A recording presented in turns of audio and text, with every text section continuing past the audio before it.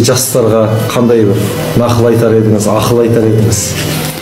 Жалпы менің өмірде түйгенімде әрбір адам бірінші қарапайым болу керек сияқты. Кішіпейіл болу керек.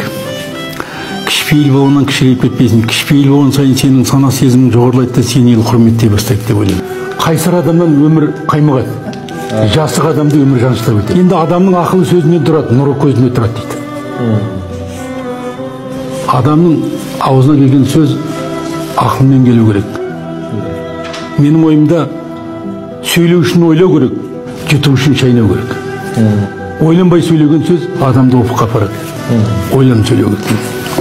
Енді ойда, үйде болсын, түзде болсын, адам өзін бір қалыпта кішіпейіл сабырлы ұстау керек деп ойлаймын, еңбекпен.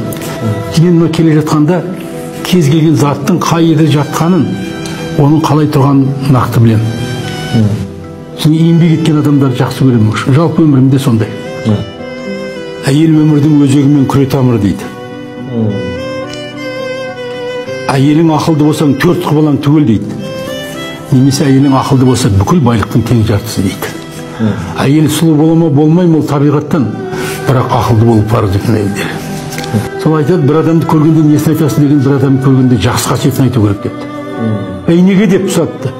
Жақсылықтың қадамы ұзақ, бара жері алыс депті.